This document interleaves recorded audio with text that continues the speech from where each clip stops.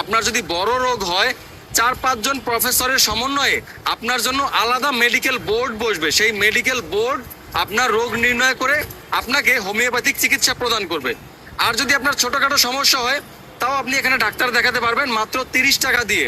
ঔষধ আপনি এইখান থেকে ফ্রিতেই পাবেন যদি সেই ঔষধগুলো সাপ্লাই থাকে। বাংলাদেশ হোমিওপ্যাথিক মেডিকেল কলেজ হাসপাতাল হলো বাংলাদেশের সর্বপ্রথম হোমিওপ্যাথিক হাসপাতাল। 1948 সালে প্রতিষ্ঠিত হয়েছে, বলা যায় যে ব্রিটিশ পিরিয়ডে, মানে সর্বপ্রথম, একদম পুরনো। এখানে বাংলাদেশের সবচেয়ে বড় বড় যে হোমিওপ্যাথিক প্রফেসর তারা এখানেই বসেন।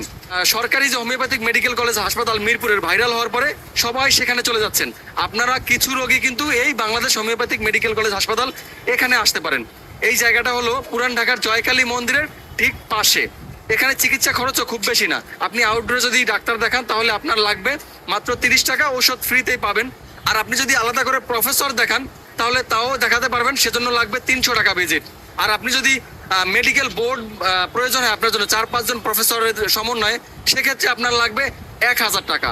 আর যেটা বললাম যে ঔষধগুলো যদি সরকারিভাবে সাপ্লাই থাকে তাহলে আপনি ফ্রিতেই পাবেন।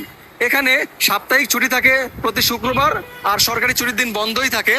তবে এখানে আপনি ডাক্তার দেখাতে পারবেন সকাল 8টা থেকে রাত 8টা পর্যন্ত, মানে সন্ধ্যা 7টা পর্যন্ত টিকিট দেওয়া হয়। আরেকটি বিষয় বলতে চাই, ওনাদের প্রতিদিন ওনারা চিকিৎসা দিতে পারবে 5 থেকে 600 রোগীকে। আপনারা ভিডিও ভাইরাল ফলোয়ার ধরিয়ে দিচ্ছে। তারপরে যদি সারা বাংলাদেশ থেকে হাজার হাজার মানুষ ধীরে আসবেন। তবে যেটি বললাম যে বাংলাদেশের সবচাইতে পুরনো হোমিওপ্যাথিক হাসপাতাল হলো এই বাংলাদেশ হোমিওপ্যাথিক মেডিকেল কলেজ হাসপাতাল। বড় বড় যে প্রফেসর আসেন তারা সবাই এখানেই বসেন। এখানে হোমিওপ্যাথিকের যে কলেজ BHMS তাদেরকে পড়াশোনাও করানো হয় এখানে। এখান থেকেই অনেক ডাক্তার বের হয়, তারা বাংলাদেশের বিভিন্ন জায়গায় হোমিওপ্যাথিক চিকিৎসা দেয়। বাংলাদেশের একমাত্র হোমিওপ্যাথিক মেডিকেল কলেজ হাসপাতাল যেখানে আপনি আলাদাভাবে প্রফেসর দেখাতে পারবেন।